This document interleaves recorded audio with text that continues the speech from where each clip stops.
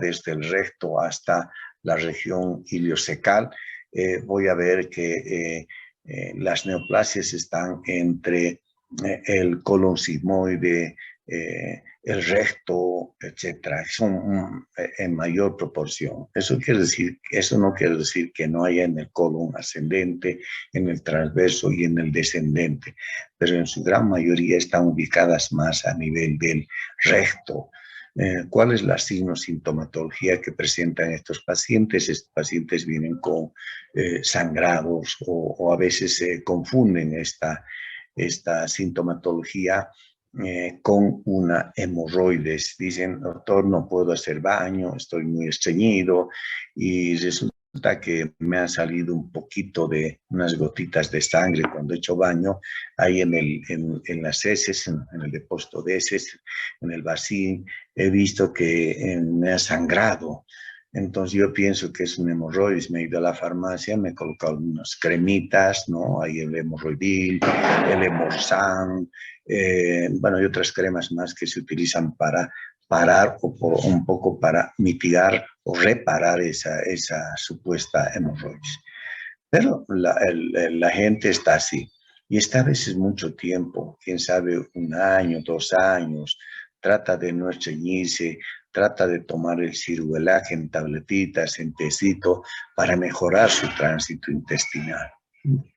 Y cuando tenemos esto, bueno, el paciente aparentemente está desapercibido, ¿no? O va donde algún médico, y ya les digo, siempre es bueno que vayan donde un médico que sabe, ¿no? Habemos muchos médicos, ¿no? Y algunos médicos nos jactamos de saber cuando en realidad tenemos ciertas lagunas, ¿no?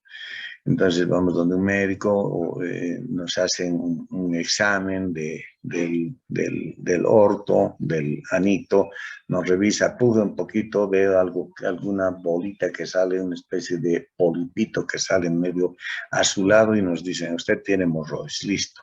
Nunca nos han hecho el tacto, ¿no? Que es importante. Nunca nos han pedido otro examen en profundidad, ¿no? Y si me refiero a examen en profundidad, siempre es bueno pedir ciertos marcadores tumorales. ¿Cuáles son los marcadores tumorales que vamos a pedir al laboratorio, no? Pedimos, agarran una hoja, la misma que solicitan para un hemograma, ahí piden determinación, cuantificación del antígeno carcinoembrionario, ¿no? El CA125, el CA115, se piden todas esas variantes de antígenos carcinoembrionarios.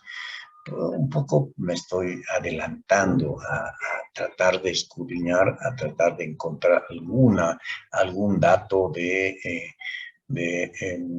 sé yo, de un cáncer de intestino. Si ustedes ven, he empezado con inflamación y hoy estoy casi entrando en la recta final del cáncer. Podría decir que se están incrementando más los casos de cáncer, ¿no? Vean, pero ustedes ya pueden ir diagnosticando tempranamente esta situación de que tal vez el paciente esté desarrollando un cáncer de intestino delgado o grueso, fundamental, ¿no?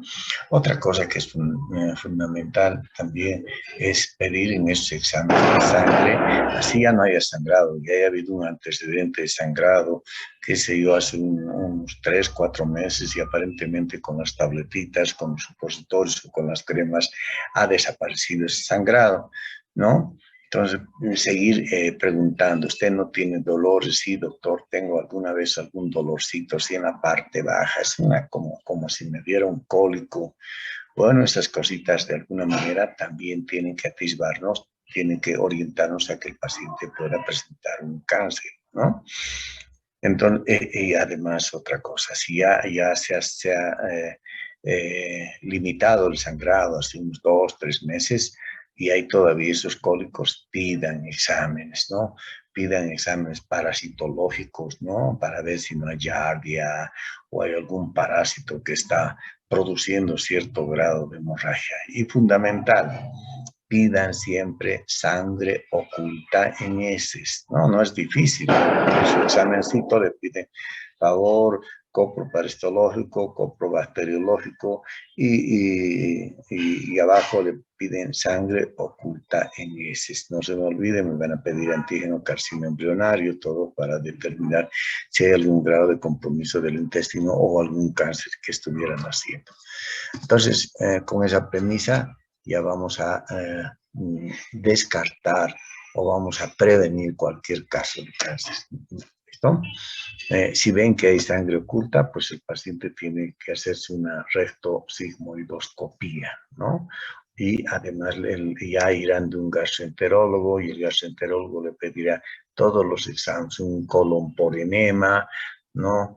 El colon por enema es un examen muy rudo, ¿sí? A mí me hicieron 2 o 3 o 4 o 5 veces el año pasado. Me hice operar también del intestino y bueno, es rudo el examen porque uno tiene que estar como 3 días sin comer nada, solo líquidos, tratar de que el colon esté lo más limpio posible, no cercano a solo tener moco o solo a tener, qué sé yo, líquido en la pancita. Ya de 24 horas antes ya uno tiene que purgarse. ¿No? Toman ciertos medicamentos que le ayudan a evacuar, pese a que no estamos comiendo ya hace 2 días antes, ¿no? Entonces, el último día antes del examen, uno tiene que hacerse esta preparación de evacuarse. Y en la noche antes del examen, uno tiene que colocarse un enema, ¿no? Un enema preparado, ¿no? 1 litro aproximadamente y colocarse en el recto, ¿no? En el anito, todo ese líquido entra y estamos correteando en cuestión de una media hora. Miren, estamos lavando el intestino. Al día siguiente, pues aún todavía tenemos que tomar algunas tabletitas para terminar de evacuar antes del examen, ¿no? Que puede ser a las 10 de la mañana, tipo 7 de la mañana, todavía estamos tomando algunas tabletitas tratando de evacuar del todo cualquier residuo sólido de las heces. Al día siguiente, tipo 9 o 10, nos constituimos en el hospital y bueno, nos ponemos en una posición prona y lateral. Entonces nos agarran un enemita y nos colocan varios, ¿no? un contraste, un litro, ¿no? Lo mezclan con suero y entra todo nuestro intestino, ¿no? Y después no va, cierre el ano y tenemos que controlar eso, nos van dando vueltas, como que todo el contraste vaya a alcanzar hasta el intestino, hasta la parte final del intestino grueso o inicial del intestino grueso y final del intestino delgado, ¿no? Hacemos todos esos movimientos y después de unos 5 o 10 minutos estamos todavía echados ahí. Después de unos 5 o 10 minutos ya ellos ya colocan los equipos para tratar de revisar si no tenemos nada, ¿no? Y bueno, es un examen fregadito, ¿no? Porque uno tiene las ganas de hacer un caca, popó, etcétera, y uno está como que no aguanta, es un dolor indescriptible, y bueno, pero ya le van sacando placas radiográficas, se mueve a este lado una placa, van tomando de acá, de acá, de acá, ojo, y ahora las placas ya son en movimiento, ¿no? La cámara va registrando en qué momento va pasando el contenido del contraste y cómo se va moviendo y va dibujando en las paredes, quién sabe, unas papilas, unas verrugas o una estenosis que se pueda presentar en esa zona, ¿no? Y al final, pues salimos airosos de eso, pero lo fundamental es que ya en cuestión de 15 o 20 minutos ya tenemos un informe, ya nos dicen, he visto una zona de estenosis. A mí me sacaron una zona de estenosis, decía estenosis en punta de lápiz, ¿no? O sea, un lugar donde usted sabe muy bien que el lápiz es como esto, ¿no? El lápiz tenemos más o menos así, vean, y había, esta parte estaba gruesa y esta parte en punta, y al otro lado había también un lápiz invertido, o sea, había una estenosis, había una estrechez, ¿no? Y dijeron, esta punta del lápiz, pues, corresponde a una enfermedad inflamatoria, o quién sabe, algunos decían, cuidado que sea neo, ¿no? como me habían hecho la rectosigmoidoscopía y habían algunas cositas feas como los pólipos. Entonces dijeron, no, cuidado que sea una neoplasia. Bueno, pero vean, esa es la historia de todo paciente que tiene algún problema gastrointestinal, fundamentalmente intestinal. Por eso es importante que utilicemos, hablemos con conceptos de clínica, pero y estos conceptos de clínica los apliquemos a la patología, ¿no? Hay muchos patólogos, y siempre repito, hay muchos patólogos que hacemos, solo debutamos con que las células cuadradas, la célula... Veo en mi hospital, ¿no? Veo en mi hospital cuánta gente está describiendo acá, es que la célula cuadrada, que es un núcleo redondo, que su citoplasma tiene una vacola. Al médico no le interesa eso. Lo que al médico tratante lo que le interesa es qué es lo que tiene al final, ¿no? Si tiene algún virus, si tiene alguna bacteria, si tiene algún hongo para poderlo tratar o simplemente ya se está iniciando un proceso de cáncer, ¿no? Es fundamental todo eso. Entonces, nosotros vamos a aplicar, voy a tratar de hablar de esta patología de intestino más aplicada a la clínica. O sea, voy a hablar de patología, pero voy a hablar más de los conceptos de clínica. Entonces, empezamos ahora. Si hay alguna pregunta o algo que alguien sabe y nos pueda iniciar como prólogo esta clase. Vale, como no hay, entonces vamos a continuar. Miren, la enfermedad intestinal pues, está marcada en enfermedades congénitas, que haya inflamaciones, que haya la enfermedad isquémica intestinal, la angiodisplasia, las hemorroides, el síndrome de mala absorción, la enfermedad inflamatoria intestinal, las diverticulosis colónica, la obstrucción intestinal y vean al final los tumores. Miren, todo esto se puede presentar en el intestino, ¿no? Todo, absolutamente todo esto se puede presentar en todas las patologías, ¿no? Pero, ya les digo, más son las inflamaciones, le siguen el síndrome de mala absorción intestinal y luego los tumores. Podríamos decir que eso es la triada. Raramente encontramos una enfermedad inflamatoria intestinal, ojo, pero de orden autoinmunitario, más son bacterianas, parasitarias, etcétera, ¿no?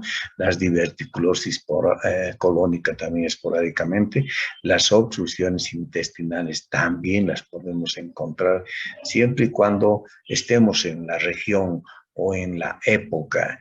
Estas obstrucciones intestinales generalmente las encontramos como patología cerca de o en Todos Santos, ¿no? Resulta que hay mucha gente que come el pan caliente, ¿no? Y uno dice, y nuestras abuelitas siempre dicen, no me comas pan caliente, te va a doler la tripa, ¿no? Así nos decían, ¿no? Te va a doler la tripa. Y claro, resulta que el pan caliente había servido producir una obstrucción intestinal, un espasmo intestinal, y bueno, y ahí viene la obstrucción intestinal, ¿no?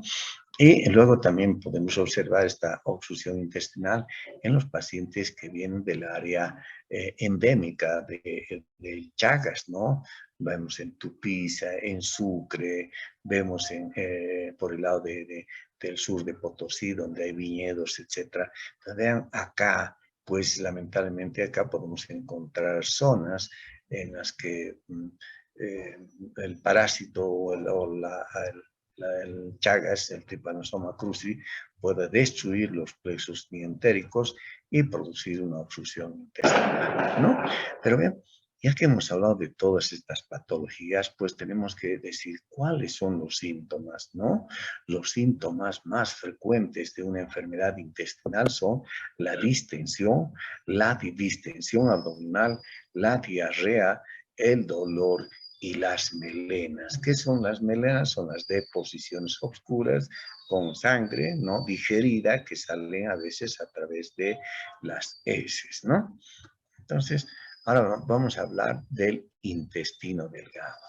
En congénitas tenemos la atresia, la estenosis. ¿Qué es atresia? Atresia es que congénitamente falte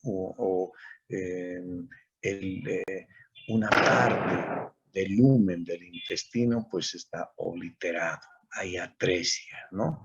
No hay, no hay lumen, si vale el término, en una parte del intestino, ¿no?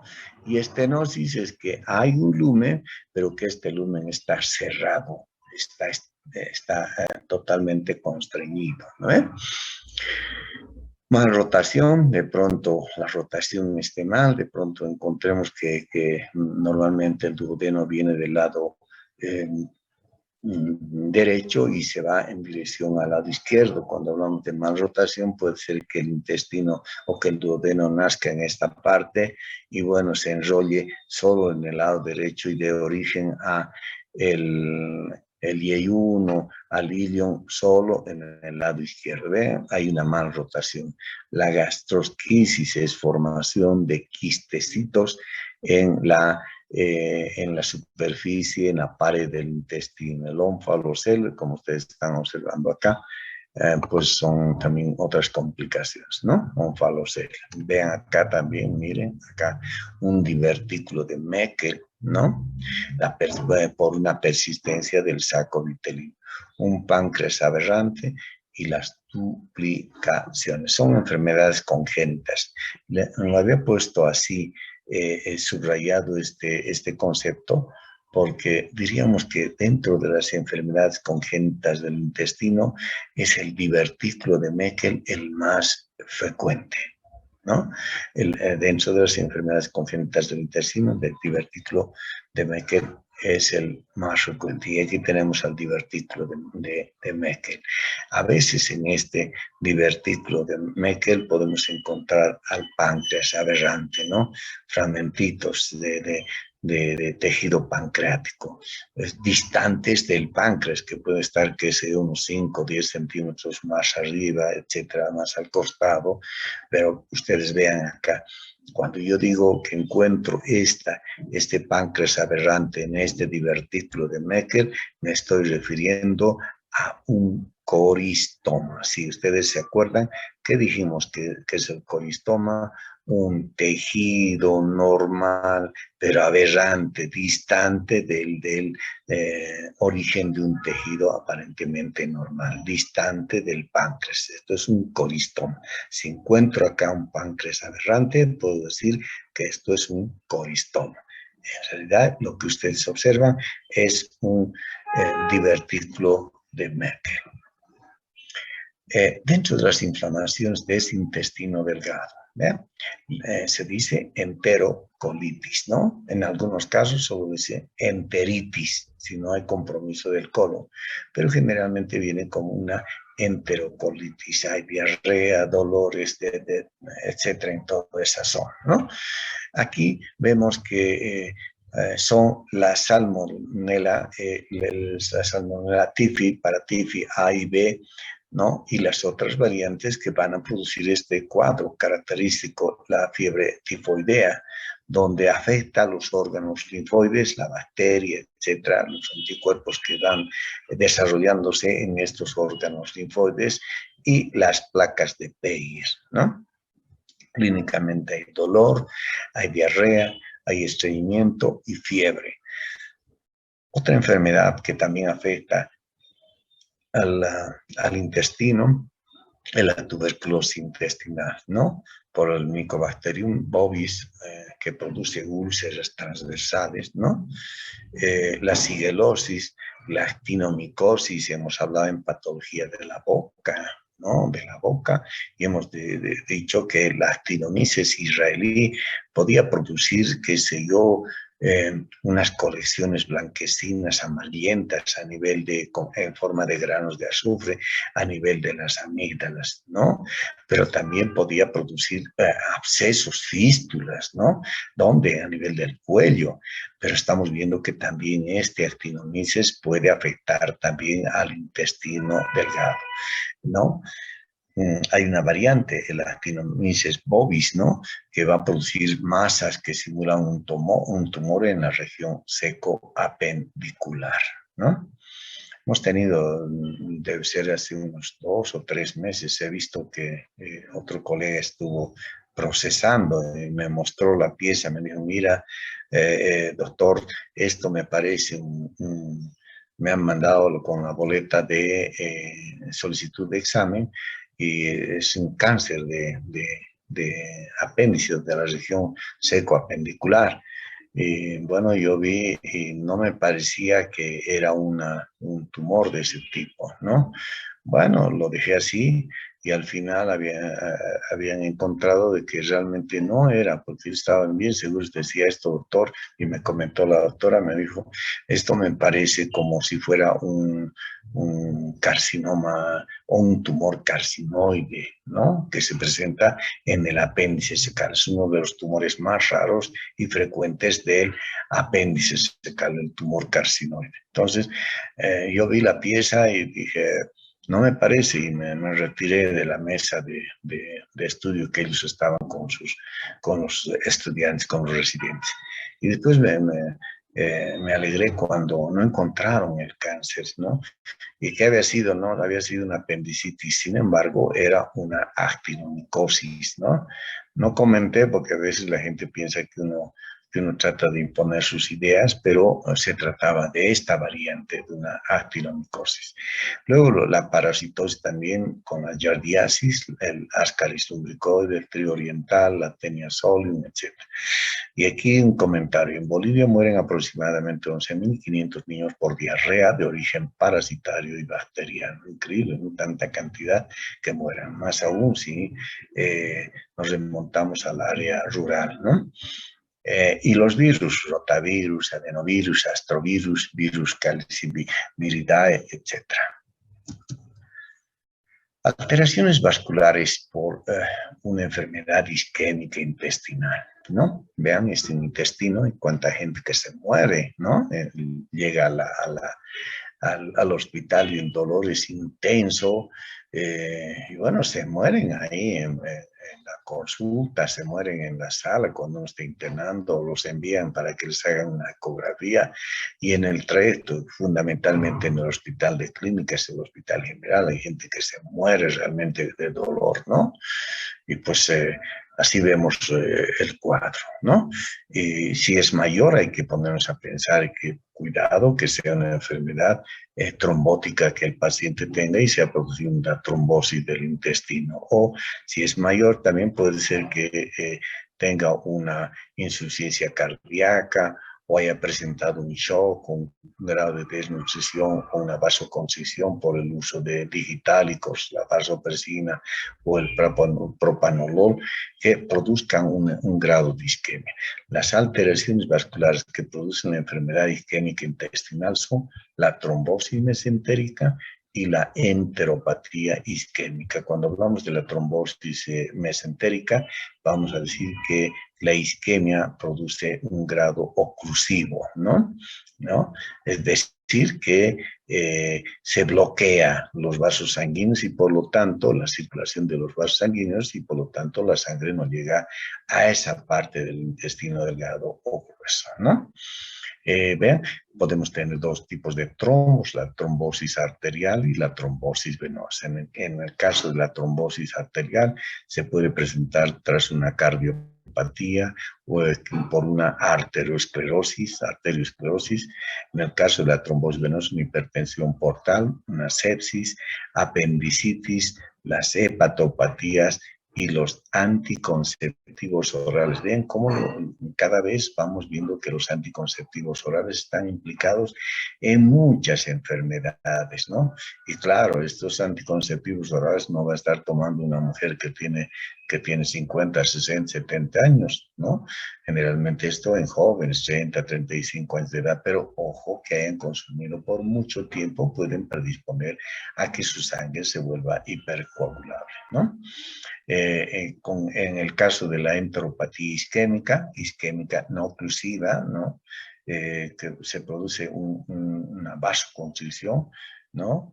En el caso de la insuficiencia cardíaca congestiva, el shock, la desnutrición, una vasoconstricción, pues a causa del uso de digitálicos, vasopresina y propanolol. ¿En qué terminan estas alteraciones isquémicas intestinales? Lamentablemente termina, como ustedes están observando acá, en un infarto, ¿no? Infarto de toda la pared. ¿Qué tipo de infarto? Será un infarto rojo, ¿verdad? Porque los infartos rojos se presentan en órganos, en vísceras, en aquellos órganos que tengan doble riego sanguíneo. Este intestino recibe sangre de la mesentérica superior, pero también recibe de la mesentérica inferior. Tienen doble riego sanguíneo. Cualquier trombosis que se presente en cualquiera de las vías, lo único que hace es llenar de sangre, detener, estaciar la sangre, no puede circular ni para arriba ni para abajo y pues se produce este infarto. Alteraciones mecánicas que pueda sufrir el intestino, ¿no? Y aquí tenemos al hilio paralítico, las hernias con incarceración, las invaginaciones, las bridas y las adherencias. Alteraciones mecánicas, aquello que conduzcan al bloqueo, ¿no? El trabajo, al bloqueo de la función, qué sé yo, de mover las heces de sentido proximal a distal, ¿no? Y mire, el hilio paralítico. Hay cuánta gente, vuelvo a reiterar también, cuánta gente que se come el pan caliente, ¿no? Y de pronto dice, oh, mamá, estoy estreñida, que estoy con esto, no puedo, me duele, se me está distendiendo el abdomen y empiezan a patalear porque se sienten como atoradas en el intestino, no pueden sacar, no pueden ni eructar nada y la pancita cada vez se va distendiendo más, ¿no? Miren, se produjo un hilio paralítico. También esto se observa en ciertas personas que consumen medicamentos para el tratamiento cardíaco, ¿no? Las hernias. ¿Qué son las hernias? No, creo que era una pregunta del examen que les puse el día, el día de las fiestas de Bolivia. Y pues son totalmente distintas esas hernias a estas otras, ¿no? Aquí si hablo de hernias me estoy refiriendo a la hernia umbilical, a la hernia crural, a la hernia inguinal, etcétera, donde el tejido adiposo y parte del intestino salen por esa zona debilitada, ese orificio debilitado de cual sea del ombligo, de la región inguinal o de la región crural, ¿no? Salen, emergen y lamentablemente pueden quedarse atrapadas ahí y formar un bolsón, ¿no? Un bolsón que puede contener no solamente la grasa, el epiplón, sino una parte del intestino, ¿no? Y cuando estas no pueden volver a su lugar, pues se dice incarceradas, o si vale el término, mejor entendible, encarceladas, ¿no? Pero en medicina se escribe como está, incarceración, ¿no? Las invaginaciones, las bridas y las adherencias.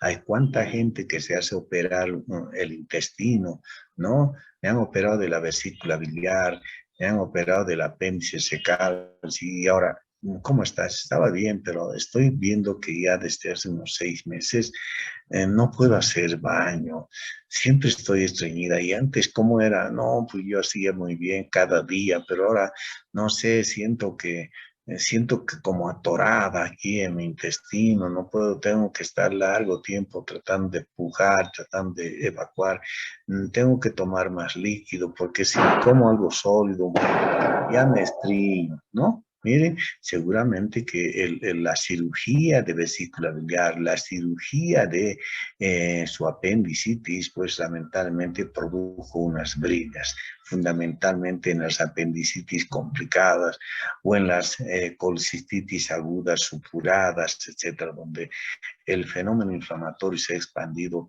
hasta la serosa del intestino y puede producir estas adherencias o estas bridas en esas regiones.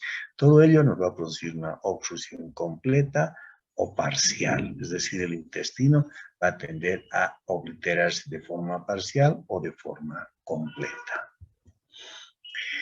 Síndrome de mala absorción, ¿no? ¿Por qué se produce un síndrome de mala absorción? ¿No? Cada vez nos envía muestritas también de pacientes que tienen problemas. Y dice lo siguiente, el paciente consulta por esto. Dice, ¿sabe qué, doctor? Estoy con diarrea, no sé qué, ya estoy mucho tiempo.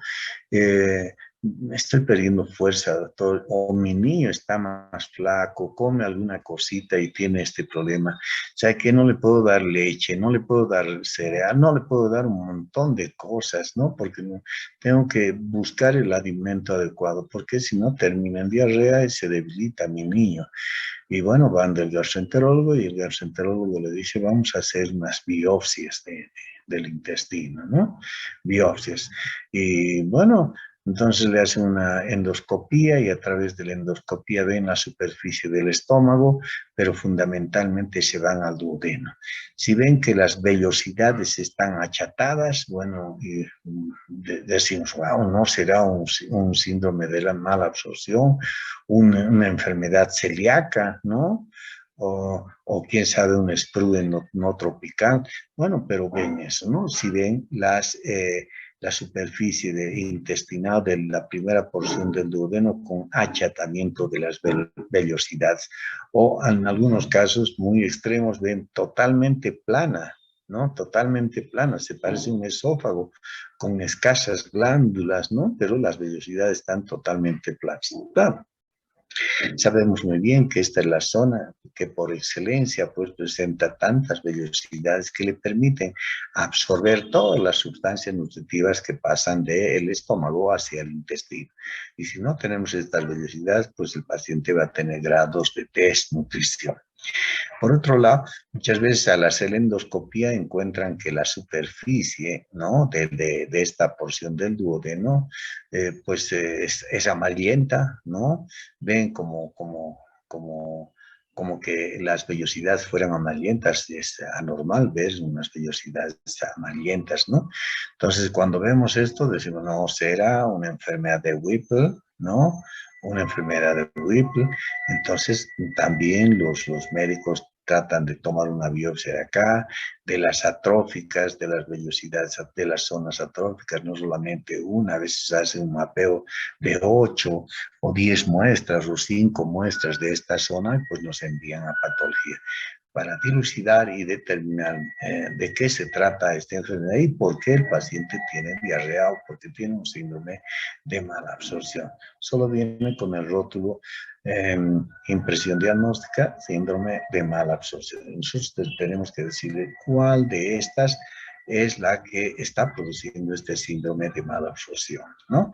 En la mayoría de las veces es el sprue tropical, raramente la enfermedad de Whipple y las otras que también pueden estar presentes.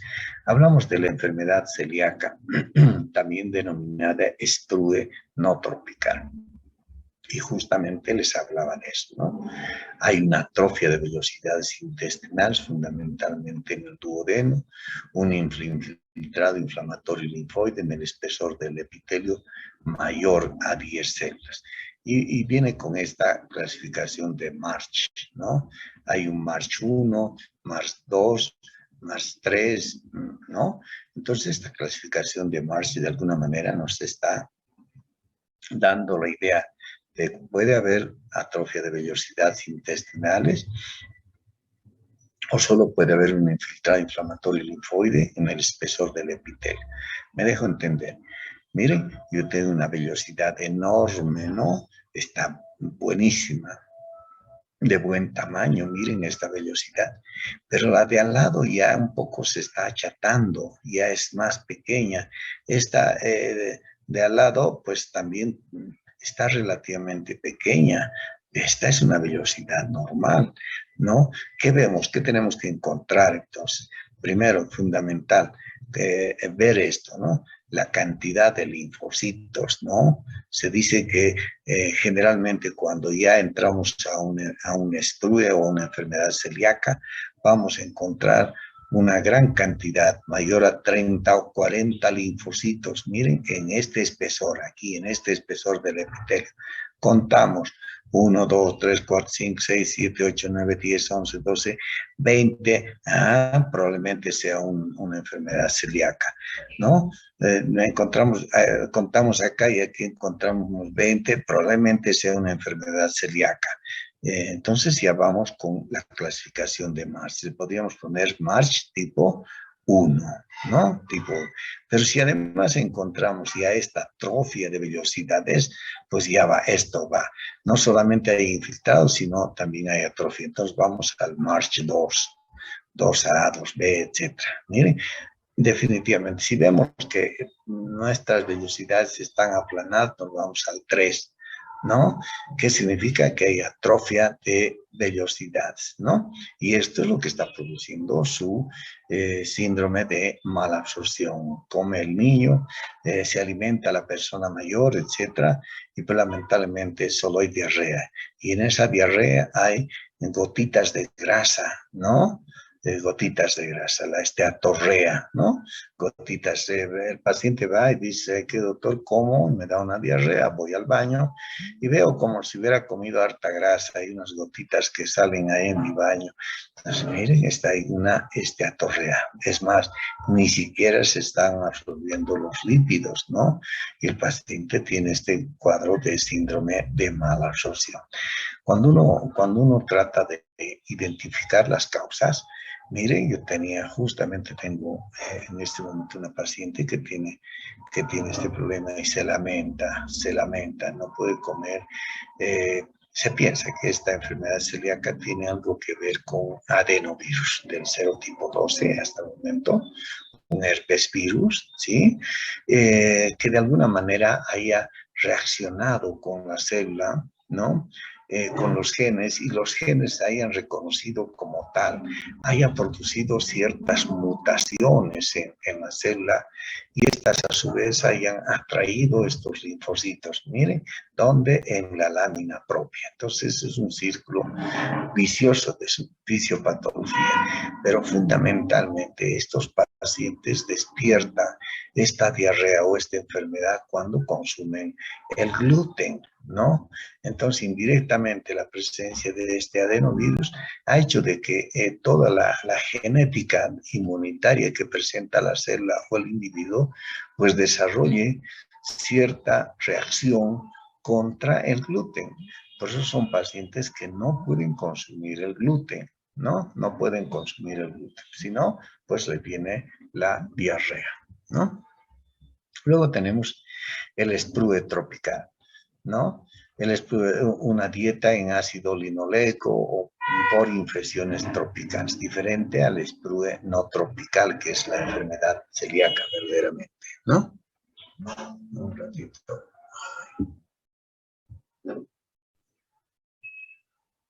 No sé quién llama.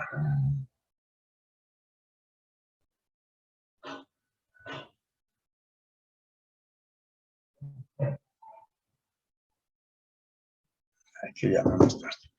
Bueno, entonces, luego tenemos a la enfermedad de Whipple, ¿no? También se denomina lipodistrofia intestinal, ¿no? Lipodistrofia intestinal. Bueno, vean, acá tenemos toda esta situación, ¿no? Donde observamos estas áreas que parecen llenas de histiocitos. Y estos histiocitos que se observan cargados de lípidos, etcétera, lamentablemente antes se pensaba que era un problema genético, congénito, o algún problema, alguna malformación o la acumulación de estos histiocitos, ¿no?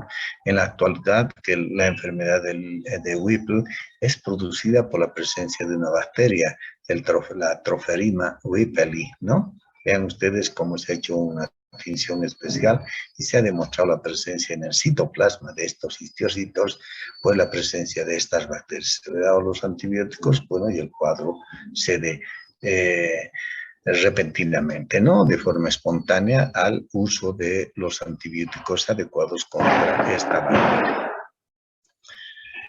Tumores del intestino delgado, ¿no? Los tumores del intestino delgado tenemos, si son benignos, los pólipos, los papilomas y otros además que se pueden presentar, pero diríamos que estos son los más frecuentes como tumores del intestino delgado. Dentro de los tumores malignos tenemos al adenocarcinoma de la ampolla de Vater, del GEI-1, e ilion que forman estenosis, que producen estenosis ahí en esa parte, ¿no? El tumor carcinoide, ¿no? Que pertenecen al sistema APUT, o sea, un sistema que va a producir ciertas sustancias neuroendocrinas, ¿no? Como las células argentafinas que puede tener, la célula de Kuczynski, producen adrenalina, serotonina y otras sustancias, ¿no?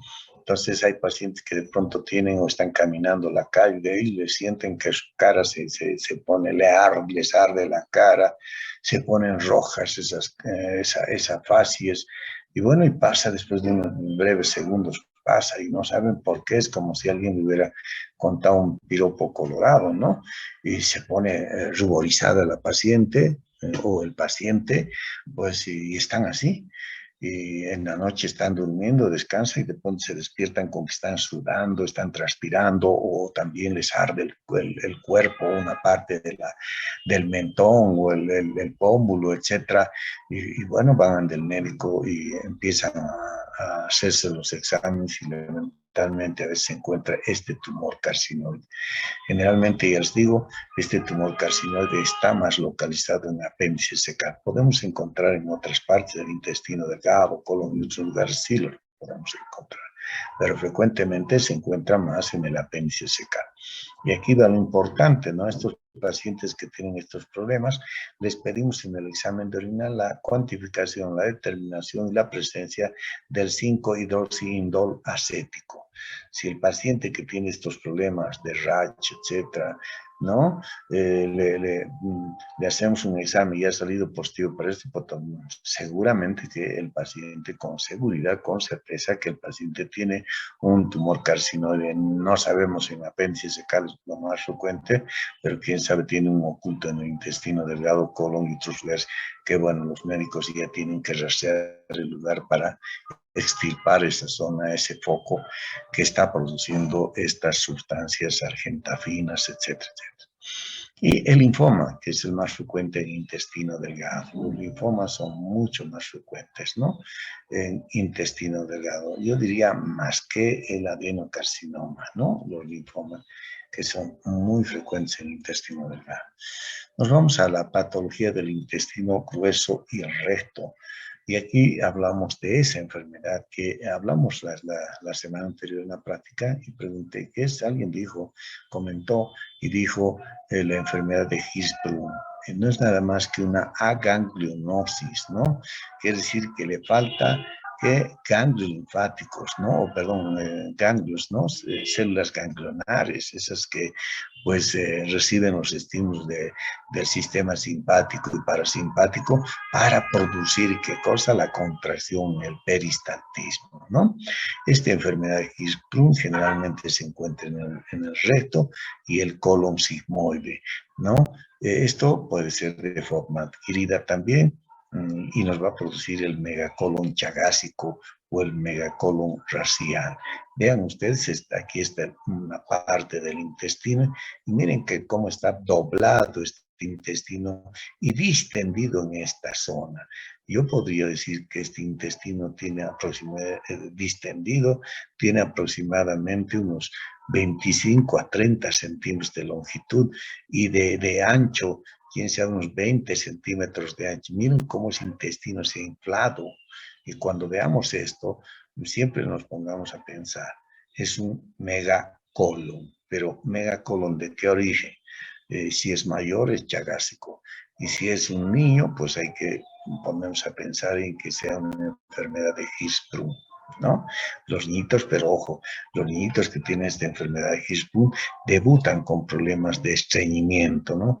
No pueden, etcétera. Justamente ayer me llegó un segmentito de intestino de un muchachito de 8 años de edad. ¿no? Se los voy a enviar, tengo en mi cámara, y bueno, se los voy a enviar. Es un segmentito de intestino que pues han tratado de cortar supuestamente esa parte donde no existe células ganglionares. Y al cortar esa parte seguramente que se va a regularizar el tránsito intestinal y el niño no va a adolecer más de problemas de estreñimiento. En este momento se los voy a enviar, a ver si logro por acá.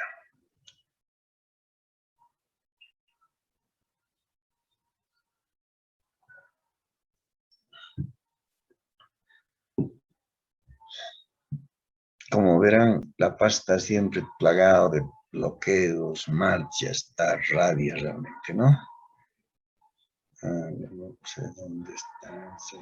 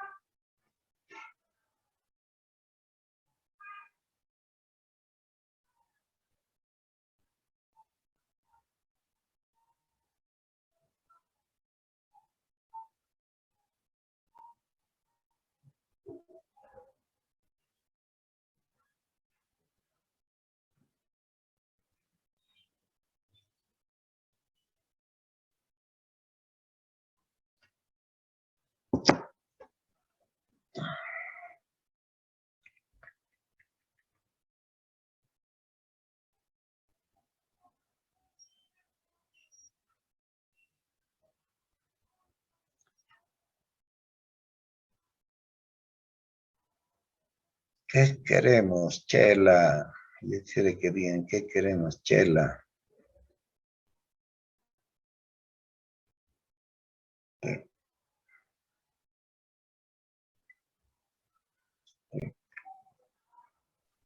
Las chelas hacen mal, doctor. Sí, pero yo quisiera que pidan eso.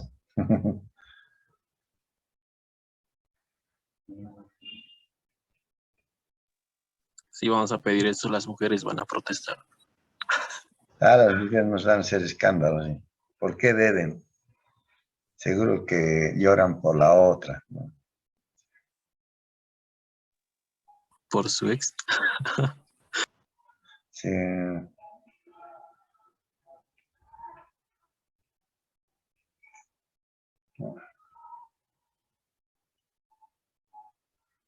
Ya les envío, voy a enviar a saco de un celular y lo envío al otro. ¿Dónde está?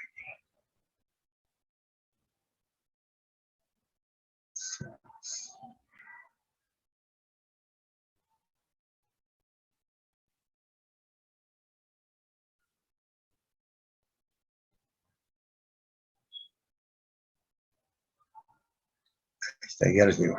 ¿Bien? Este nos llegó el día de ayer. Seguramente que le han hecho ya unas biopsias previas y hemos diagnosticado que no habían células ganglionares en ese pedacito de intestino, porque hacen un mapeado, ¿no? Un mapeado, hagamos de cuenta que por acá está el recto, hagamos de cuenta que está acá el recto, y empiezan a mapear una biopsita acá, luego medio centímetro otra y otra. A veces nos envían 12 biopsias, ¿no? Entonces nos identifican tercio superior, medio, etcétera, y ya nosotros vamos describiendo igual. Si aquí encontramos células ganglionares, decimos presente. Aquí en la 11 decimos presente, en la 7 presente. ¿Qué tal en la 5 no hay? Decimos células ganglionares ausentes. En la 4, células ganglionares ausentes. En la 3, células ganglionares ausentes. En la 2, células ganglionares ausentes. En la 1, células ganglionares presentes. Entonces, ¿qué hacen los médicos? Cortan, extraen, resecan toda esa parte de intestino o de recto que no tiene esas células ganglionares y unen, hacen una unión de este cabo donde sí existe las células glandulares con el otro extremo proximal donde sí existe. Entonces, reduciendo, pues reducen y envían a patología ese fragmento que ustedes los ven en sus cámaras, ¿no? Es una enfermedad de Hirschsprung, ¿no? Bueno. La atresia es también otra entidad que nos puede llevar a producir problemas en el intestino, ¿no?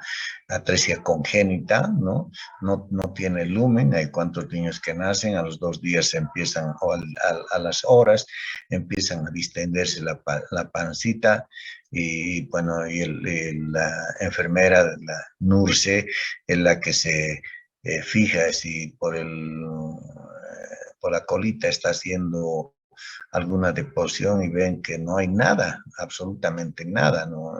Un anito limpio, entonces comunican al médico, el médico hace algunas maniobritas para ver si este ano está permeable o ese recto está permeable, y a veces lo que se encuentra es una atresia. Inmediatamente es un paciente que tiene que ser operado, ¿no? Operan, tratan de canalizar o de derivar, ¿no? Hacer una colostomía, ¿no? Tratar de derivar a la pared del intestino y ya con calma tratar de reparar ese orificio, esa obliteración, esa atresia congénita de esa parte terminal del intestino o de ese recto, ¿no? Hay duplicaciones y otras enfermedades también que se puedan presentar. También del intestino grueso podemos encontrar las enfermedades diverticulares, ¿no? Divertículos, las invaginaciones, el vólulo, ¿no? Los cuerpos extraños, la perforación traumática y la ruptura espontánea.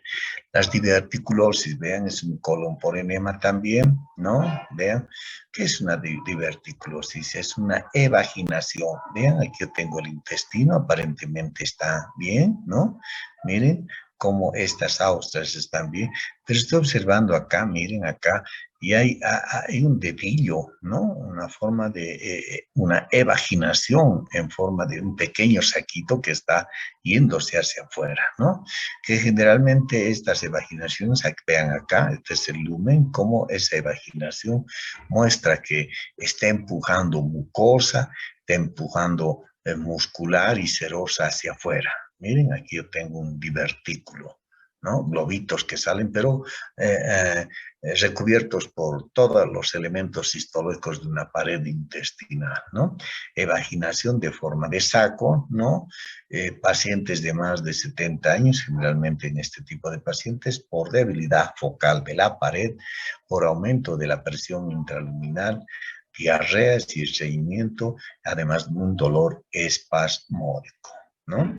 A veces estos divertículos se pueden inflamar y producen las diverticulitis. Y los pacientes siempre se están quejando, estoy estreñido, voy a pujar, pero me duele el intestino en esta partecita.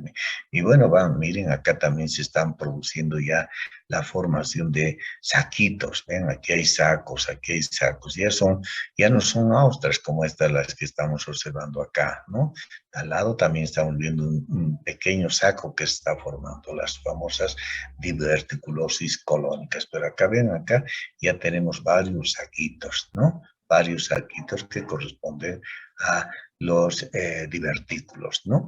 Estos divertículos, como lamentablemente son saquitos ciegos, bueno, con fondo ciego, a veces las bacterias vienen acá, colonizan, pueden inflamar y producen este cuadro de diverticulitis, ¿no? Intususcepción es cuando el intestino, miren, por movimientos peristálticos contrarios o arrítmicos, es que miren cómo esta parte del intestino se invagina, ¿no? Se introduce al lumen del propio intestino. Vean cómo se ha plegado esta pared, ¿no? Intestinal.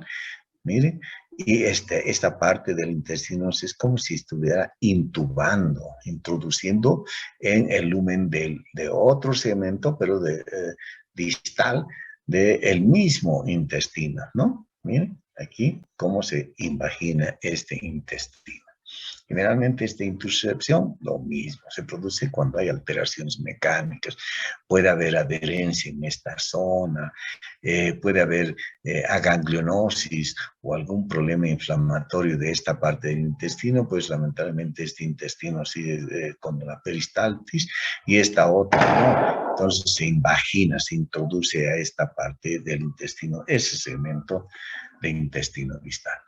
Bueno, y el bólulo, miren acá, el famoso bólulo y cuánta gente que viene justamente después de consumir pan caliente. Aquí está, pan caliente en nuestro medio. Esto es frecuente en emergencias y en las épocas de Todos Santos, ¿no? El día en que se prende velitas, un poco antes, un poco después, la gente está preparando el pan caliente y a veces pues consume el pan caliente y produce esta alteración, ¿no? Un bloqueo de la contracción, se distiende toda esta parte del intestino y eso es lo que nosotros lo conocemos como bólulo, ¿no? Puede presentarse el bólulo también en los casos de pacientes que vienen de Tupiza o de la región del Valle, ¿no? Valle tropical, ¿no? Y aquí tenemos, en estos casos se produce la aganglionosis, la falta de células ganglionares, ¿no? En los casos de la enfermedad de Chagas. Puede producirse también una torsión de pedículo, ¿no? Esto es lo que generalmente está relacionado con el pan caliente. Se tuerce un pedículo, bueno, porque hay partes del intestino que trabajan con una peristaltis aumentada y otras entran en atonía. Entonces se rota, se tuerce el pedículo y se produce este bólulo. El estreñimiento crónico también y la ración seca. En el altiplano también encontramos este bólulo, porque allá no consumen mucho líquido. Como ustedes verán, no hay sopita, hay una merienda de en la mañana que nada más es chuño, papa, un poco de algún pedazo de tortilla, muy poca cantidad de agua o líquidos que consumen. La ración seca también nos puede llevar a producir este bólulo, ¿no? Trastornos circulatorios, ¿no? Trastornos circulatorios. ¿Bien? Y uno de estos, en el intestino grueso de estos trastornos circulatorios, pues es la hemorroides, ¿no? Vean ustedes, vemos este anito, le decimos que puje un poquito y vean aquí hay una fisura, ¿no? Aquí hay una fisura, aquí hay algunas zonas de fisura, ¿no? Y aquí tenemos a una varice, a una vena, ¿no? La vena hemorroidal, un plexo hemorroidal distendido, medio amoratado, medio, ¿no? Tiene esa coloración amoratada, ¿no? Morada, y pues se debe a que está conteniendo sangre no oxigenada, ¿no? Que se detiene en esta zona. Observamos acá, vean, acá también tenemos esa misma imagen, ¿no? Miren, aquí hay zonas amoratadas, pero ya adentro, ¿no? Adentro del recto mismo, ¿no? En el conducto mismo. Entonces, como verán ustedes, estamos observando afuera, ¿verdad? Esta colección de sangre, estas varices, ¿no? De las venas hemorroidales. Yo digo, esto corresponde a una hemorroides externa. En cambio, acá, vean, está encontrando en el lumen. Entonces, esto es una hemorroides interna. Vean acá tengo el plexo hemorroidal, ¿no? Inferior y superior que se fusionan. Y vean cómo acá se está formando esta colección de sangre. Seguramente que el paciente puja demasiado, está estreñido o está sentado, ¿no? Tiene muchos gases y no los elimina. Bueno, se trata de contener sus gases y lamentablemente empuja, aumenta la presión a este nivel, ¿no? Presión intravenosa y lamentablemente la sangre se va coleccionando. Esta es una hemorroides externa, es la mismita que ustedes observan acá, la hemorroides externa. Esta otra, vean, estoy viendo que está adentro, ¿no? Está adentro, podría ser esta hemorroides interna, está localizado más en el plexo hemorroidal interno, donde la mucosa, ¿no? Del recto, pues empieza a crecer, aumentar de volumen, porque estas venas empiezan a dilatar, a congestionar a extasiarse. Miren cómo de alguna manera se ha formado este hemorroides externa.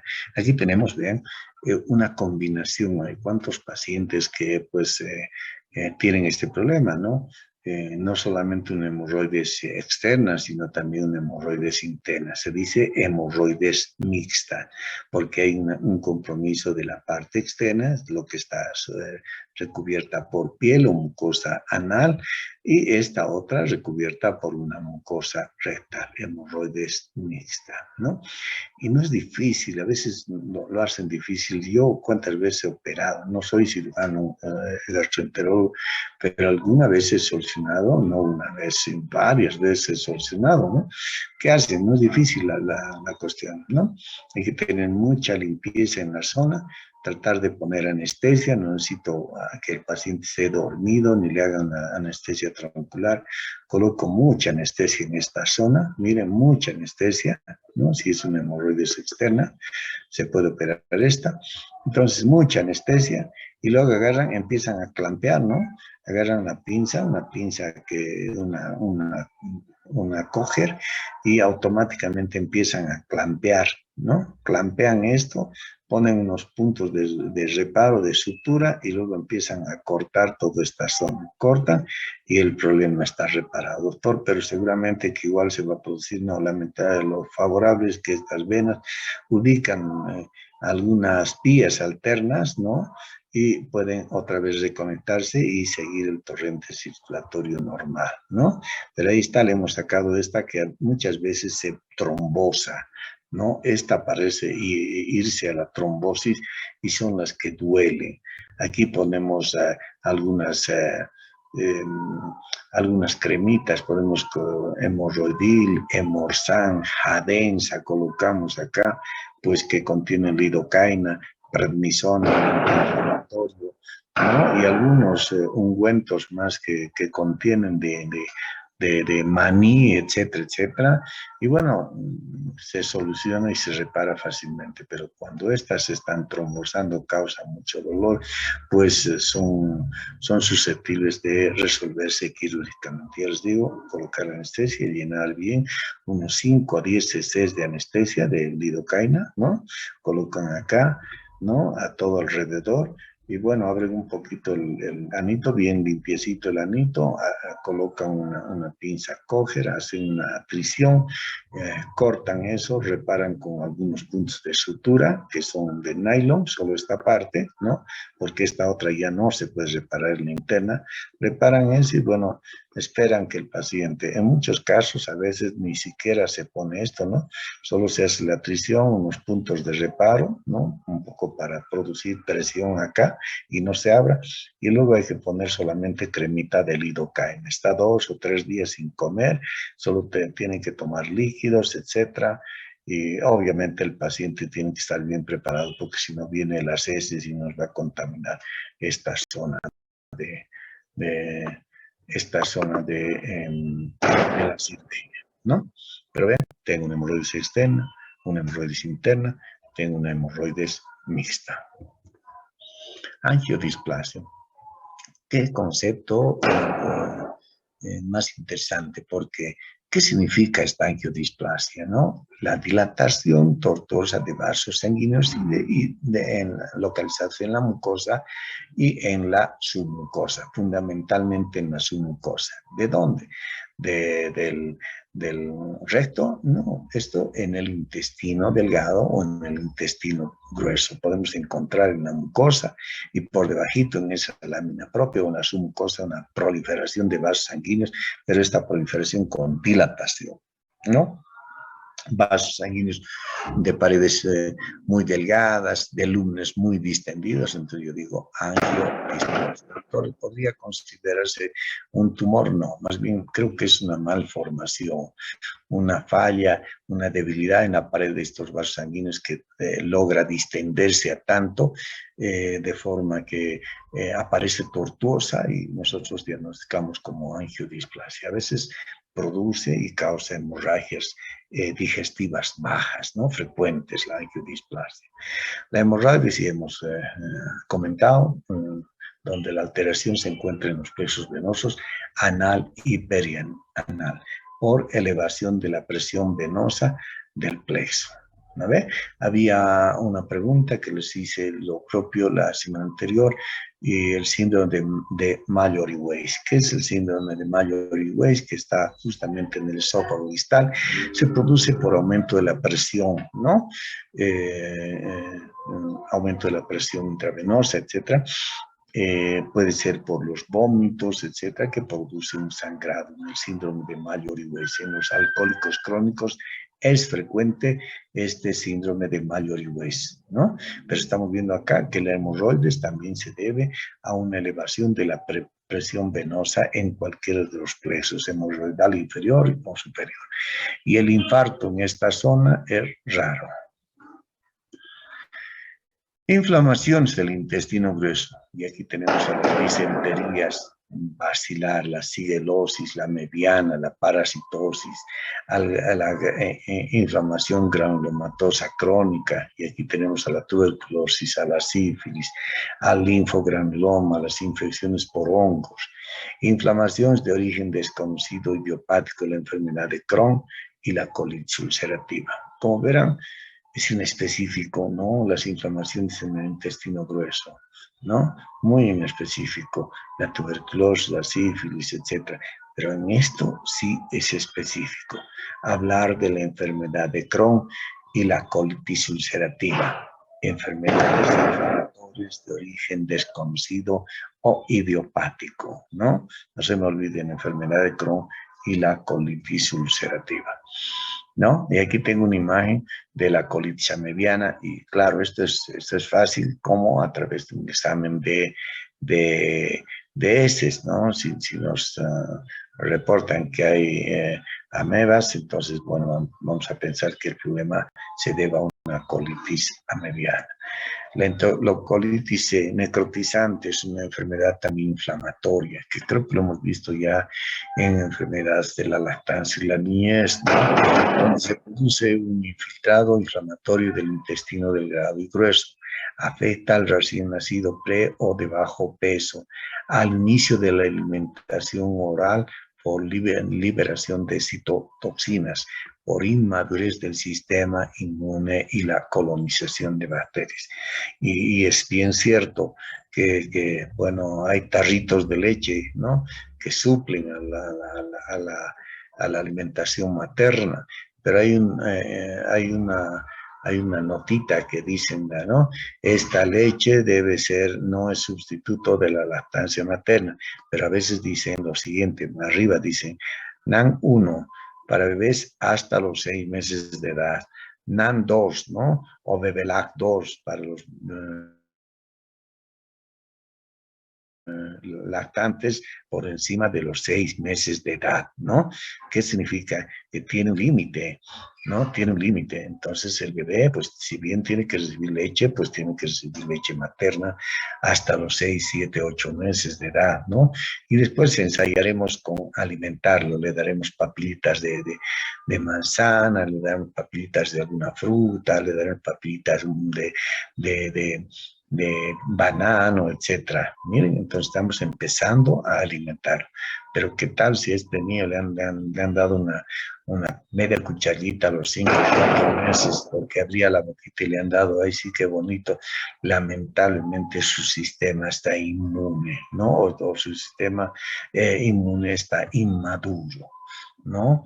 Y pues más aún si ha nacido con bajo peso o es un nacido pretérmino, etcétera, entonces tiene su sistema alterado y en estos pues se puede producir esta enterocolitis necrotizante, ¿no? Morfológicamente hay una lesión de la mucosa, una alteración de la circulación intestinal, una colonización bacteriana y liberación de endotoxinas. Termina en gangrena y perforación. Niño de 4 o 5 meses que ha recibido algún alimento, lamentablemente está en riesgo de llegar a cirugía a un hospital y pues que le resequen una parte de ese intestino que ya puede estar lesionada, ¿no? Entonces, cuando un niño llora incansablemente, pues nadie sabe quién le ha dado, o alguien dice, creo que le han dado un poco de miga de pan o algo le han metido a su boquita, pues el niño no va a discriminar y pues consume estos alimentos. Lamentablemente se puede producir esta enterocolitis necrotizante. Colitis asociada a antibióticos. También es bien cierto que no debemos pasar de utilizar antibióticos, ¿no? Los antibióticos debemos utilizar por dice, de 7 días. O hay antibióticos para infecciones sistémicas que te debe pasar hasta 12 días y no más. O hay algunos que 10 días. Lamentablemente hay gente que de pronto dice, bueno, yo voy a utilizar este antibiótico, si he tenido esa diarrea, no mejora, pero yo voy a seguir 2, 3 días más, hasta los 15 días, 2 semanas voy a seguir con el antibiótico. Y lamentablemente el uso indiscriminado de antibióticos, ¿no?, puede permitir el desarrollo del Clostridium difficile, que nos va a producir una colitis pseudomembranosa. Vean aquí, es una membrana de un material de coágulos, de fibrina, etcétera, que se va a depositar en la superficie. La colitis pseudomembranosa asociada al uso abusivo, si vale el término, o largo, prolongado de antibióticos. Por eso un antibiótico no se debe utilizar más allá de los 10 o 12 días.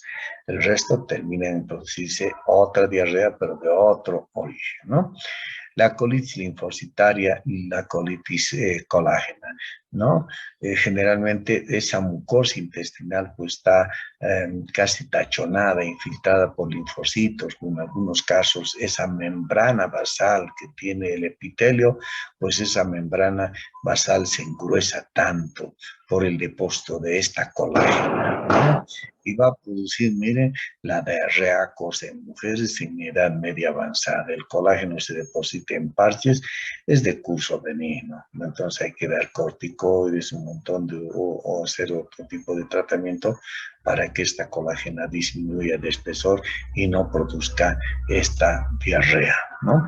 ¿Por qué la diarrea acosa? Pues sabemos muy bien que estas células tienen que absorber y el contenido que absorban estas células pues tienen que pasar a la lámina propia, pero si encontramos una barrera de una colágena gruesa, una membrana basal muy engrosada, pues las sustancias absorbidas nunca van a atravesar o en dirección a la lámina propia.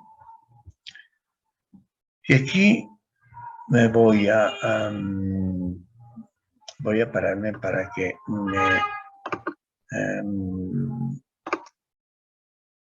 me sigan esto, ¿no?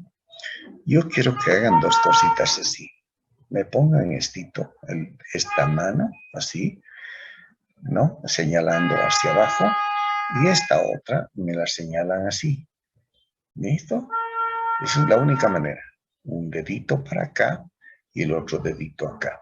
¿Por qué les quiero que ustedes graben esta situación? ¿Por qué quiero hacer esta semejanza? Porque existe esta enfermedad inflamatoria idiopática en sus dos presentaciones. Una que es la enfermedad de Crohn. Miren, esta es la Crohn, y es la colitis ulcerativa. Esta enfermedad de Crohn nace a nivel del ilion terminal, y se va en dirección descendente. Es decir, la enfermedad de Crohn se desarrolla de arriba para abajo. ¿Estamos? En cambio tengo esta otra, que es la colitis ulcerativa. La colitis ulcerativa va desde el recto, ¿sí? ¿No? Asciende por el colon sigmoide, llega al colon descendente y transverso y va, como se dice, dispersándose, ¿no? Va perdiendo su fuerza, su energía. Entonces tenemos dos enfermedades. La enfermedad de Crohn, que se expande, que se desarrolla, que su evolución empieza en el ilion terminal y se va hacia el colon. En cambio, tenemos a la colitis ulcerativa, que empieza en el recto y se va en dirección ascendente. Dos. Miren, dos. Con Crohn, la enfermedad de Crohn, y la colitis ulcerativa. Bueno, debido a que no se sabe la causa, una causa idiopática, dicen que hay una predisposición genética, hay ciertas personas que desarrollan esta enfermedad, infecciones, la micobacteria para tuberculosis, ¿no? La paratuberculosis, ¿no? El Campylobacter, la Escherichia coli, serían las responsables, pero en realidad hasta ahora no se ha encontrado. Pero, doctor, para mí era, lamentablemente, antes era rarísimo ver esta enfermedad de Crohn. Era rarísimo ver esta colitis ulcerativa. Pero hoy estoy viendo que cada vez es más frecuente esta enfermedad de Crohn y la colitis ulcerativa. Es más, ¿por qué me refiero tanto a estas dos enfermedades? Son incurables, son incurables. Les dan un montón de inmunostáticos, citostáticos, le dan tratamiento con corticoides, un montón de medicamentos carísimos, no, de productos que no hay en Bolivia, incluso sin traer de Estados Unidos, etc. Mire, son medicamentos carísimos y a pesar de ello los pacientes están doblados de dolor, ¿no? No pueden comer, qué sé yo, no pueden comer ni un asado sin condimento, no pueden comer residuos, o sea, tiene una dieta muy, muy, muy especial, ¿no? ¿Por qué? Porque cualquiera de estas dietas alteradas o las que les mencioné, pues le produce mucho dolor, un cólico, como dicen, ¿no? Un espasmo. Sienten que la pancita es como si se estuviera doblando, torciendo ese intestino, quemando, una sensación urente, ¿no? Diarrea, luego viene una diarrea, están en el baño, pueden estarse media hora en el baño, con unos dolores como que si tuvieran una infección intestinal bárbara. Hace muchos cultivos, muchos antibiogramas y pues nunca sale ninguna bacteria. Han tratado de ver si hay virus, tampoco se ha encontrado una relación con virus, etcétera. Pero tienen fuertes diarreas, dolores, cólicos, etcétera.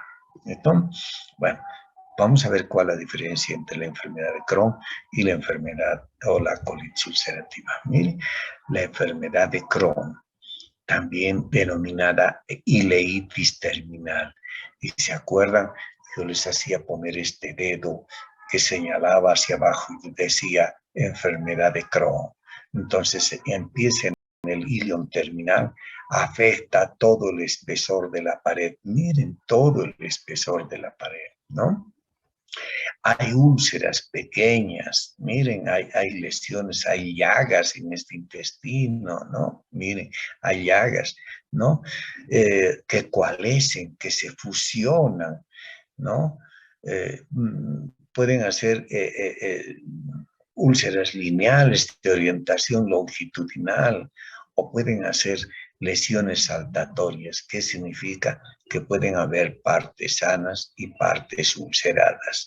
Parte sana y parte ulcerada. Estas lesiones saltatorias van a formar este denominado signo de la cuerda, ¿no? Bueno, y aquí tenemos ese signo de la cuerda. Miren, yo estoy identificando esa zona y miren cómo acá aparentemente el contraste no ha pasado, no ha atravesado esta zona. El signo de la cuerda, ¿no? ¿Listo? Bueno, 50% de estos, de los casos de la enfermedad de Crohn, presentan, ¿qué cosa? Granulomas. Vean, aquí yo tengo granulomas, como si fuera tuberculosis. Por eso se pensó, miren, que probablemente sería una micobacteria para tuberculosa la que producía esta enfermedad, ¿no? Miren acá. Entonces estamos encontrando que no hay eso, no se encontró esa situación.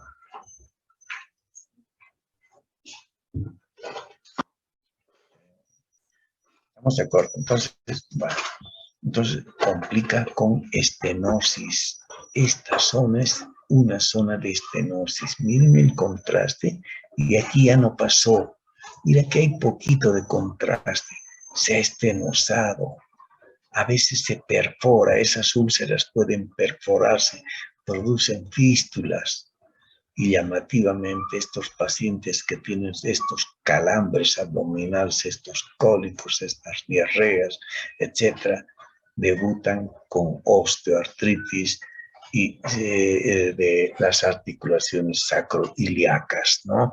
Les duelen las caderas, tienen inflamación terriblemente y recién consultan, a veces consultan por este problema, no consultan mucho por el problema intestinal, consultan por esto en el reumatólogo, me duele mucho, ¿qué tiene usted? Sí, doctora, además no puedo comer nada porque tengo calambres, cólicos y a veces un poco de sangrecita al hacer baño. No, señor, usted tiene que hacerse los exámenes, los remiten ante el gastroenterólogo para que les haga un colon por enema o les haga una colonoscopía, ¿no?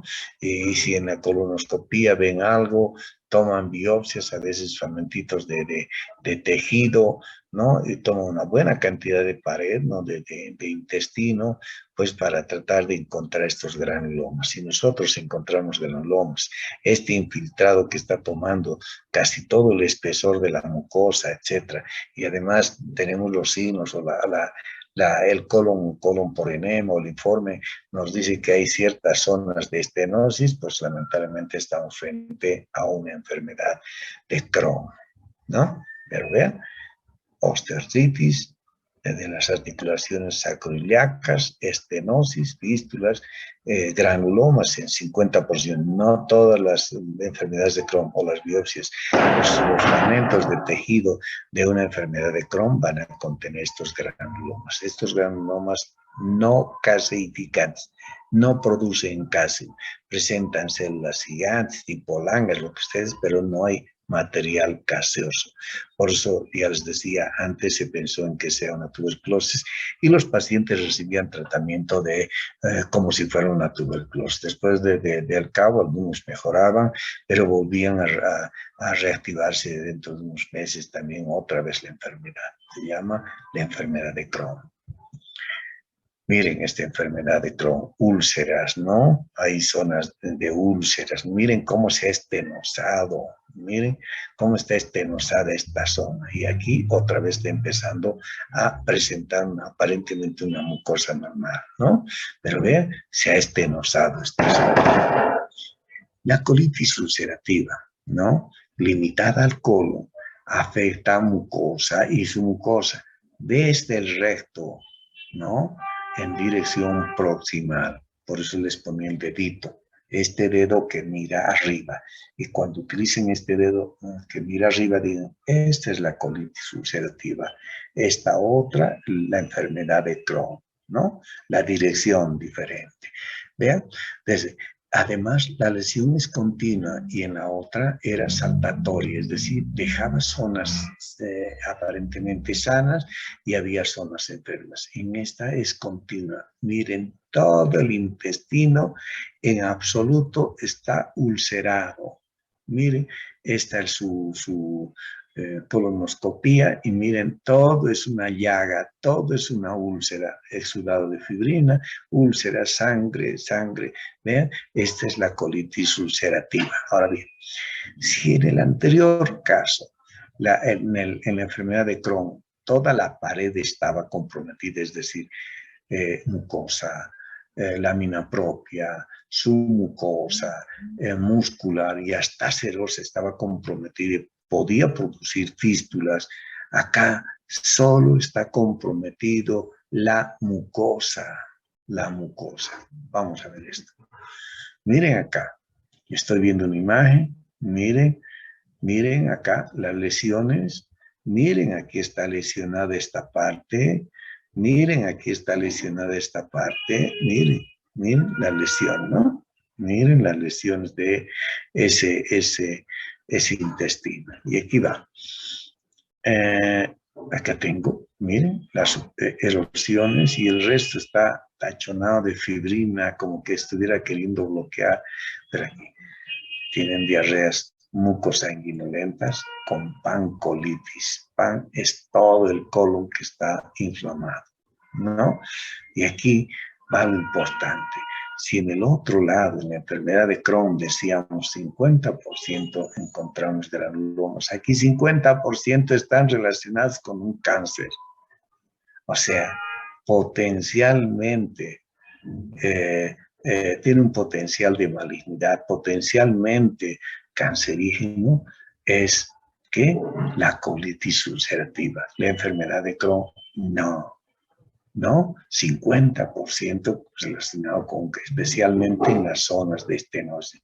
También produce estenosis. Miren cómo en esta zona la colitis ha afectado toda esta zona. Y miren en estas zonas. Y es más, produce, miren, los pseudopólipos. Miren cómo empieza a crecer, ¿no? A desarrollar zonas como que estas zonas estuvieran queriendo reparar del daño ulcerativo extenso de la mucosa, ¿no?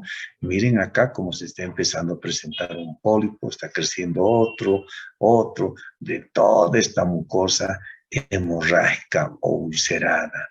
Estos pseudopólipos únicamente se presentan en la colitis ulcerativa. Miren acá un pseudopólipo en la colitis ulcerativa. Y bueno, para terminar, neoplasias. Tenemos lesiones no neoplásicas como son el pólipo hiperplásico, el pólipo juvenil, la poliposis de Peutz-Jeghers. Lo hemos visto en patología oral también. Cuando el labio y la mucosa presenta pigmentación a manera de pecas o de lunares, ¿no? Múltiples en el área bucal, pues hay que ponerse a pensar en que también tenga una lesión no neoplásica denominada poliposis de Peutz-Jeghers. Ojo, pero estos pólipos sí se pueden malignizar, ¿no? Esto sí se puede malignizar. En cambio, estos otros, el pólipo hiperplásico, es más un proceso inflamatorio de pacientes que tienen infecciones, diarreas, y esa mucosa empieza a crecer a manera de polipitos, de lengüetitas en el interior, en el lumen de ese intestino, ¿no? Pólipo hiperplásico. El pólipo juvenil, como su nombre indica, más son polipitos que se presentan a nivel del recto, ¿no? Y en jóvenes, ¿no? Nos mandan hasta niños, ¿no? Nos mandan muestritas de un niño de 5 años, de 10 años, un joven de 14, 15 años, dicen, ¿qué ha pasado? Estaba sangrando y le sacan el pólipo, nosotros decimos pólipo juvenil, ¿no? Quién sabe por estreñimiento, por pujo o alguna cosa se ha formado este pólipo, pero definitivamente es un pólipo inflamatorio, relacionado más con una inflamación, el pólipo hiperplásico igual, ¿no? La poliposis, si bien es una malformación, ¿no? Este tiende a pasarse al lado de malignidad. Por eso el paciente que tiene el síndrome de Peutz-Jeghers, pues es un síndrome que hay que tranquilizarse en la boca, que estos no se van a volver melanomas, pero sí los pólipos se pueden agravar y convertirse en lesiones malignas. Dentro de los neoplásicos tenemos los benignos, que son los adenomas, ¿no? El adenoma tubular, el adenoma velloso, el túbulo velloso, hacen túbulos, son adenomas, proliferación de glándulas que se encuentran ahí en ese intestino, que hacen una forma de túbulos, o hacen como en forma de vellosidades, en forma de, qué sé yo, de vellos, ¿no? Así como si fuera una verruga, ¿no? Pero miren, sus células pues no tienen algún grado de malignidad. Y el túbulo velloso, vellos y además túbulos, ¿no? Bueno, pero no tiene ningún grado de malignidad. Ojo, Pero esto es pasajero. Cuando algún componente celular pues empieza a sufrir mitosis, una alteración de atipia, pues tranquilamente pasan al adenocarcinoma. Fundamentalmente en los adenomas vellosos hay que tener mucho cuidado. Si a un paciente le diagnostican adenoma velloso, pues es un paciente que tiene que hacerse de forma constante cada año una colonoscopía, ¿no? Y pues hacerse un examencito, que el médico vea si no hay algún origen más de estos adenomas vellosos. Luego tenemos a la poliposis adenomatosa familiar, el PAF, ¿no? Se dice que cuando hay más de 100 pólipos, pues es considerado una poliposis adenomatosa familiar. Y dentro de los malignos, el adenocarcinoma y el tumor carcinoma, que es más frecuente en el apéndice secal que en el intestino. No neoplásicos por inflamación, y hay 3 variedades, les decía, el pólipo hiperplásico de 0.5 centímetros, pólipo plásico del epitelio, y las glándulas no se magnetizan. El pólipo juvenil de 1 a 3 centímetros en relación a niños y recto. Pólipos de Peutz-Jeghers asociado a pigmentación de mucosa y labios. Solos no tienen potencial maligno, a menos que haya una adenomatosis, ¿no? Por eso hay que cuidar. Paciente que tenga lesiones en la boca, pues debe hacerse un examen. Y si vemos que tiene sus pólipos y no hay ninguna alteración celular, pues estamos bien, pero ya es un paciente de control. Pólipo hiperplásico inflamatorio, pólipo hiperplásico inflamatorio, pólipo juvenil también inflamatorio en el recto de niños y jóvenes adultos, ¿no? Pólipo juvenil amartomatoso, una malformación. El síndrome de Peutz-Jeghers, que ya se acuerdan. Neoplasias benignas, los adenomas, más frecuente en colon y en añosas, ¿no? Hay rasgo familiar. Hay riesgo de malignidad, variedad tubular, velloso y túbulo velloso, ¿no? Cualquiera de los dos. Pero yo digo que más cuando encontramos una lesión vellosa, pues hay que tener mucho cuidado porque es como una especie de un coliflor, así como vemos un papiloma, ¿no? Una verruga, pues esta hay que tener mucho cuidado. El PAF, ¿no? Como mínimo, poliposis adenomatosa familiar. Como mínimo 100 pólipos, porque puede haber hasta 2.500. El tratamiento, una colectomía profiláctica, seguimiento a hermanos, ¿no? Se debe hacer un seguimiento a hermanos. Está muy relacionado con el síndrome de Gardner, el PAF, que presenta osteomas, quiste epidermoide, la fibromatosis. El síndrome de Turcot, el PAF, tumor del sistema nervioso central, como son los gliomas, ¿no? Síndrome de adenomas planos también que se puede relacionar con el PAF. Adenoma tubular, vean, túbulos, ¿no? Y el adenoma velloso, miren, ya parece una verruga maligna, ¿no? Miren cómo ha crecido. Este hay que tener mucho cuidado. Muchos de estos casos que hemos diagnosticado así han vuelto en unos años y lamentablemente al lado había otra lesión que no le han extirpado al principio, puede convertirse en una lesión maligna, ¿no? Adenoma tubular, túbulo velloso, hay túbulos, pero también esa formación de vellos, ¿no? Túbulo velloso. El PAF, miren el PAF, cualquier cantidad de pólipos, miren la cantidad de pólipos, ¿no? 1, 2, 3, 4, 5, 3, 4, 5, 6, 7, 8, 9, 10, podría decir que aquí hay más de 100.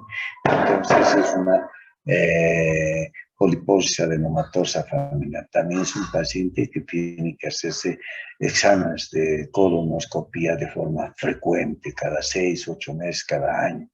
Y es más, si ven que alguno de ellos está con algún grado de malignización, entonces lo que hay que hacer es una colectomía, sacan total todo el colon, imagínense, le sacan una gran parte, casi el 80-90% del colon, para prevenir y evitar de que se forme, pues, ¿cómo diría? Es casi incontrolable tener más de 100 pólipos, biopsiar los 100 pólipos, incontrolable, ¿no?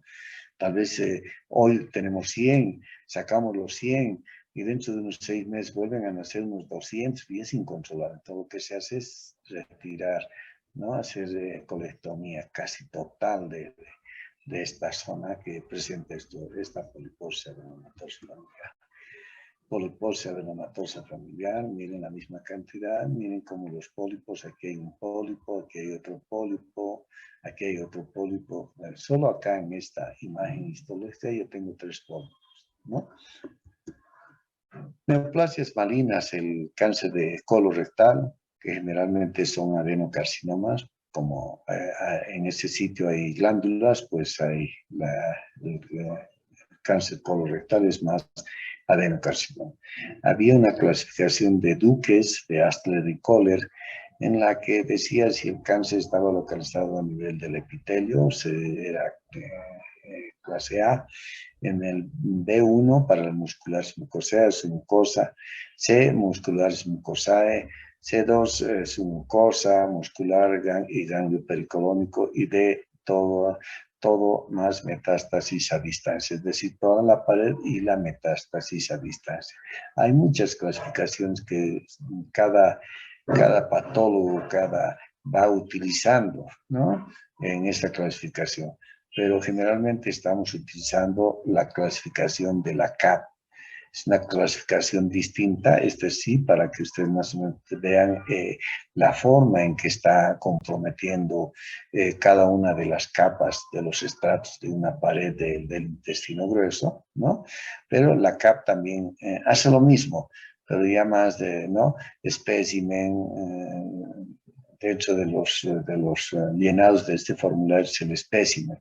De ácido colectomía, hemicolectomía, un segmento de intestino, qué tamaño después nos indica del tamaño del tumor, cuánto tenía de ese tumor, eran 5 centímetros de longitud, por tanto de elevación, macroscopía si estaba ulcerado, estaba perforado, ¿no? Y van viendo, compromete la mucosa, la muscularis, etcétera, si está comprometido va. Entonces la CAP es ¿cómo se puede decir? Un modelo de informe de la Asociación Americana de Patología, ¿no? Entonces, del Comité Americano de Patología, ¿no? Entonces, eso es lo que últimamente se está llevando, ¿no? Él lleva muy bien el control del cáncer. Vamos a ver en próstata. Aquí en Bolivia, para la próstata, se toman solo 6 biopsitas, ¿no? 6 biopsitas. A través del ano se entra con las agujitas y pues, se toma del lóbulo derecho, en el lóbulo derecho el ápice, la parte media y la base de ese lóbulo derecho. 1, 2, 3 cilindritos de biopsias. Nos vamos al izquierdo, igual, en el izquierdo el ápice, la parte media y la base de ese lóbulo. Entonces, otras 3. Si sumamos, son 6 muestras que tenemos. Pero vean cómo los americanos han desarrollado tanto, pues que a los varones nos ponen la misma porción ginecológica y entre el testículo y el ano, pues nos ponen una especie de red, ¿no? Una lámina que nos adhieren ahí, y pues esa lámina contiene 42 puntitos, ¿no? Y por esos 42 puntitos entran 42 agujas de biopsia. ¿Se imaginan ustedes? Para un cáncer de próstata, tener 42 muestras, pues sí estamos casi al 100% o 100% hemos completado de seguridad para llegar a un cáncer e informar un cáncer. En cambio, muchas veces en 6 hay cuantos pacientes que llegan a patología, nos traen las biopsias tomadas por los ecografistas intervencionistas, pues toman las biopsias 6 y a veces nosotros tenemos dificultades, pero en este lóbulo derecho, las 3 no hay nada de cáncer. En el lóbulo izquierdo, pues en estas 3 no hay cáncer. Sin embargo, el paciente puede tener un examen laboratorial positivo del PSA con positivo para cáncer, pero en las biopsias no estamos encontrando. Quién sabe, estaba un poquito más allá o más a este otro lado, un poquito más abajo el cáncer. Pero vean cómo los americanos están afinando la puntería para tener más certeza de lo que quieren encontrar y lo que quieren diagnosticar. ¿Listo? Vean, de las neoplasias malignas, sea de colon, miren cómo acá esta lesión pues está protruyendo, ¿no? Está obliterando, son pacientes que tienen estreñimiento crónico, no pueden, cuando tengan estos problemas, dolores, es mejor que consulten a un gastroenterólogo para que él pida los exámenes correspondientes, ¿no? Hay cuánta gente que dice, yo me voy a purgar, ¿no? Debo estar estreñido, debo comer mal, alguna cosa, pero quién sabe, no estamos haciendo nada de lo correcto. Quién sabe, una primera purgada está bien, pero hay gente que está siempre constantemente estreñido, qué sé yo, para en el baño una media hora, 10 minutos y no sale tan prontito. Entonces, quién sabe, pues esté pues naciendo ya un cáncer. Y, lamentablemente viene el dolor, si el paciente no puede comer, pierde peso y ya estamos frente a ese cáncer de colon. Miren esta lesión, ¿no? Miren este colon con esta lesión totalmente polipoide, miren, polipoide como bultitos que sobresalen al lumen de mucosa, ¿no?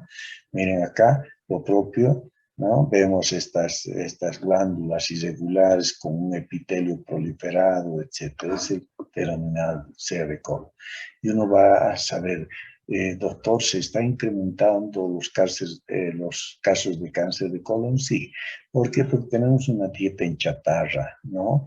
Dieta en chatarra, y lo mismo voy insistiendo a veces a mis hijos, les digo, basta de comer, a veces nos pedimos producto a la, qué sé yo, comemos Copacabana, Don Pollo, ¿no? Y van pidiendo un montón de... Les digo, basta de comer, porque quién sabe, mi pregunta es esa, ¿el aceite que utilizan será para cada cocinada? No creo, ¿no? Es un aceite que echan 20 litros a un recipiente y meten 10 pollos para cocinar, otros 10 pollos para cocinar, otros 10 pollos en la otra, las papitas fritas. Entonces se están, digamos, originando sustancias cancerígenas y el cáncer de colon es porque nosotros pues lamentablemente no tenemos una limpieza de colon, ¿no?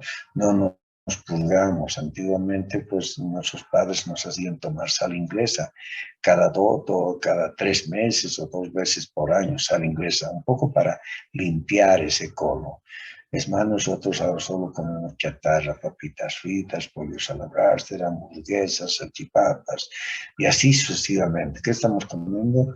Agentes tóxicos que el intestino grueso pues, puede desarrollar a la larga cambios tumorales en sus células y producir este cáncer de colon. Tumores carcinoides, los tumores carcinoides potencialmente malignos. ¿Por qué digo potencialmente malignos? Cuando uno examina un carcinoide, aparentemente son células normales, ¿no? Son células normales proliferadas, ¿no? Pero miren, tienen un potencial de malignidad. Tumor carcinoide, ¿no? Pueden dar metástasis. Los de intestino delgado y estómago son los que más dan metástasis, ¿no? Uno estirpa un intestino delgado y encuentra un tumor carcinoide, pues el paciente debe ser controlado de forma cada 2 meses, por lo menos cómo están sus pulmones, cómo está su hígado, etcétera, porque lamentablemente puede salir células tumorales del intestino delgado grueso en dirección a esos pulmones, a ese hígado, etcétera. Rara vez el tumor carcinoide de apéndice y recto. Los que más dan metástasis son los de intestino delgado y de estómago. ¿Cuáles son esos tumores carcinoides? Tenemos al gastrinoma, al lipoma, al somatostatinoma, al insulinoma, ¿no? Al corte son amarillos y dorados, ¿no? Los linfomas derivados del mal. También otro tipo de tumor, ojo, los linfomas no son carcinoides, pero pueden encontrarse también linfomas a nivel del intestino delgado y grueso. Y bueno, con eso quiero decirles